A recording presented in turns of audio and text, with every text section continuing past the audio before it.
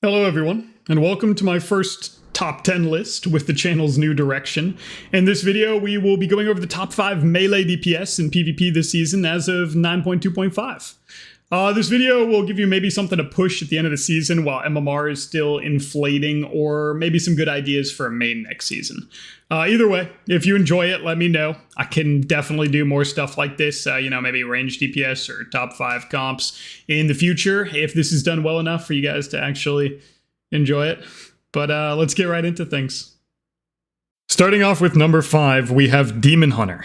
Demon Hunter, as of recording this, actually holds one of the top spots on the 3v3 leaderboard right now, playing DH Boomkin. While its representation is just a bit lower than the other melee, Demon Hunter tends to have more viability than its rep suggests, as it is the newest class. It couples fantastic survivability with sustained damage, and even some burst options from the talent Unbound Chaos and its conduit Dancing with Fate. Not only that, the talent Fellblade adding to its natural mobility toolkit means you're pairing high sustained damage with being difficult to peel. This gives you a recipe for a very difficult melee to play against. Demon Hunter also has a fairly impressive utility toolkit as far as melee go, with 2 on-demand stuns and an unbreakable incap from the ability Imprison paired with the PvP talent Detainment. They can quickly lock a healer out of the fight or peel the enemy team with no setup and little positioning required. Furthermore, Darkness is a powerful AoE burst denial tool that can easily reach 100k healing or more if used at the right time. Finally, it can add reverse magic and help get its own healer out of crowd control, which can save anyone on your team, including him, if he is in a magical stun like Hammer of Justice. But Demon Hunter has yet another niche in that it is one of the easiest specs to pick up and play. With talents like Demon Blades and its Necrolord Covenant, it actually has ways of removing buttons from its toolkit and making them passive, thinning out its already bare-bones rotation to something pretty much anyone can get adjusted to. If you're looking for a good startup spec going into PvP at the end of the season and into the next, perhaps I've convinced you that Demon Hunter is a very safe bet.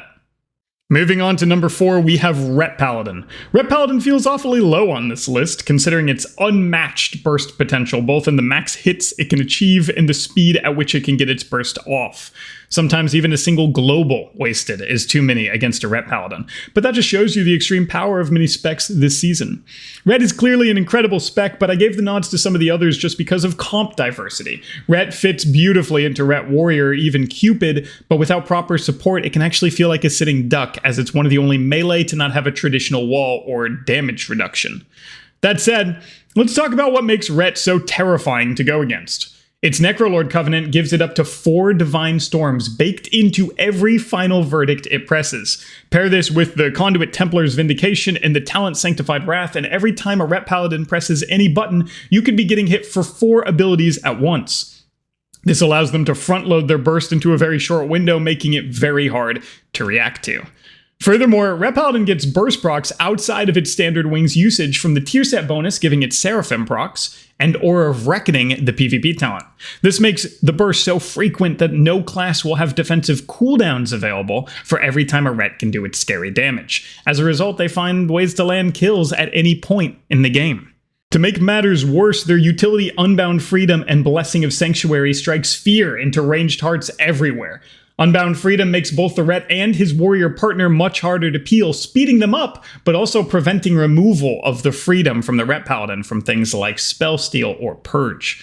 While Blessing of Sanctuary allows a healer positioned aggressively to have many crowd control effects removed from them, keeping them active and keeping the Ret warrior aggressive. Everyone this season is far too familiar with how nauseating this comp is to play against. So what could possibly be higher than this on the list? Look no further than number 3. Unholy DK. That's right, no bias here. The spec we hold so dearly on this channel is easily one of the most overpowered melee in the entire game. Unholy has the hardest to peel raw output out of any spec on this list.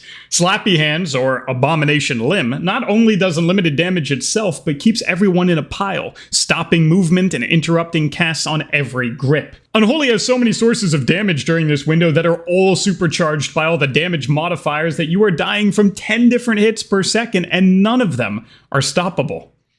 The Unholy itself is not even stoppable because of tools like Death's Advance, Anti-Magic Shell, Icebound Fortitude, and Lichborn, giving it multiple ways of getting out of and immuning future crowd control effects. Unholy damage is some of the most scary in the game because you simply can't do much about it. Their cooldowns are all individually strong enough and low enough cooldown that you can even desync them and still provide pressure the entire game, causing your opponents to be off balance with their defensives. But you pair all this with a stackable Mortal Strike, the only effect like this in the game, and you've got absurdity. Not only do they have to deal with all that damage, they have to deal with it with their heals doing much less than they're used to. Oh, and did you want to try killing the Unholy DK? Good luck! Death Strike scales up with the amount of damage the DK has taken in the last 5 seconds, meaning if they come out of CC, and they will, considering all their tools to do so, they can heal back up with just a little bit of resource drain in the form of runic power. They can easily kite melee with Chains of Ice or use it to keep casters in place while pairing it with their massive disruption aided by their trusty ghoul to stop everything that you do. Brutal. Unholy doesn't have the biggest crowd control toolkit, but when you pair it with a spec that has more options like Demolock, Demon Hunter, or BM Hunter, you will feel like your comp almost has no weaknesses. And that's what it's like playing Unholy this season. Enjoy! Fury Warrior gets the number 2 spot on this list from sheer comp diversity and representation alone. This thing is everywhere! You can add a 40% Mortal Strike to any comp and make it good, much like ARMS has been throughout its powerful seasons. Fury Warrior is near impossible to deal with multiple charges baked into Crushing Blow. As well as possibly 2 more charges from the talent Double Time, you can sync this with the PvP talent Warbringer, and it's like every time they use a gap closer, it's also killing you. Wow, imagine that. Fury Warrior Burst lasts a very long time from the Necrolord legendary power, and its 4-set gives it procs of Recklessness as well, meaning anytime a Fury Warrior is onto you, the damage is scary. And there's only so much scary damage you can wall off before you run out of options. Their self-healing is even good enough to keep them from being too frail, especially with the higher health pools this season, meaning they're not just a sitting duck like in previous expansions. Their wall, Enraged Regeneration, can also be used in stuns, aiding to their already very impressive self-healing, keeping them afloat so they can go back to tearing your team apart.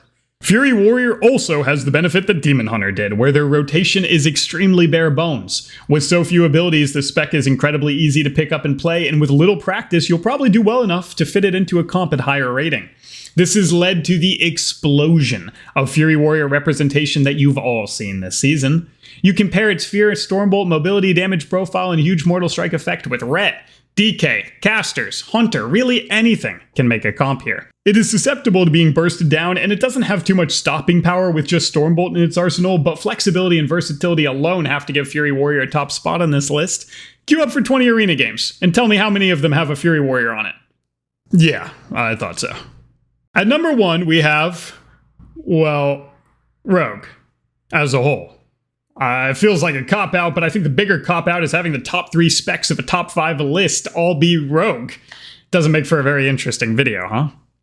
Rogue is absolutely dominant, both on ladder and also the AWC tournaments. RMP is everywhere, but Outlaw was so powerful before the much-needed nerfs that double Outlaw Rogue was actually a tier 1 comp.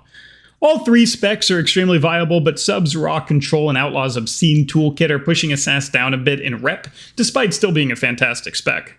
Talking about all 3 Rogue specs is hard to keep concise, but the bottom line is we all know that Rogue is the best melee. In fact, in the entire history of the game, there's only been half a season where Rogue wasn't easily one of the top 3 DPS specs in the entire game.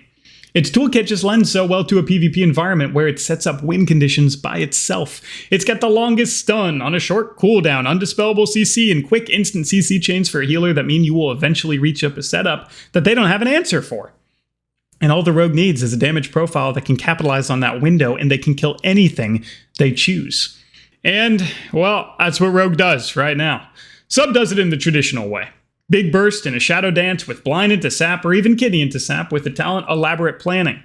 But Outlaw does it in a more infuriating fashion, with the Vanish legendary power reducing the cooldown on every ability they have, as well as Restless Blades and Blinding Powder.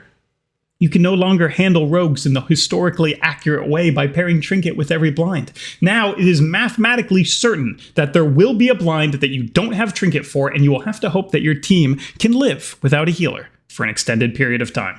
And with Outlaw Rogue's high sustained damage profile and their partner easily getting to burst as well, since triple cross CC is not hard for the Rogue to achieve, I mean, Kidney and Blind are 2 out of 3 right there, living that window is near impossible. Face it, rogues have it all. Solid defensives, easy resets, fast cooldowns, complete lockdown, and absurd burst. They have the exact toolkit for a PvP environment, and they really always have. They certainly still require a skilled player behind the wheel to get everything out of them, but once you have that, you have the ultimate PvP spec. Ironically, Unholy DK from this list actually does extremely well into RMP, meaning it's easy to talk about the extreme power of this class without getting too salty. In fact, if you're looking for a way to handle the top spot on our list, feel free to give Unholy a try. You might just be able to handle our rogue overlords a little better. And there's my list. How'd I do? Do you agree? Anything you would change? There were certainly some powerful specs missing. Is survival as a part of jungle better than any specs on this list, despite having fewer comps? What about feral? Enhance? It's really tough to choose. Give me your personal list in the comments below. I will read every single one, I promise. Thanks for watching, guys, and if you like it, share it around. I'm trying to work on my own personal attitude, and a nice Zen meditative video like this one seems to be a good place to start. Thanks for everything, and I'll see you soon. Peace.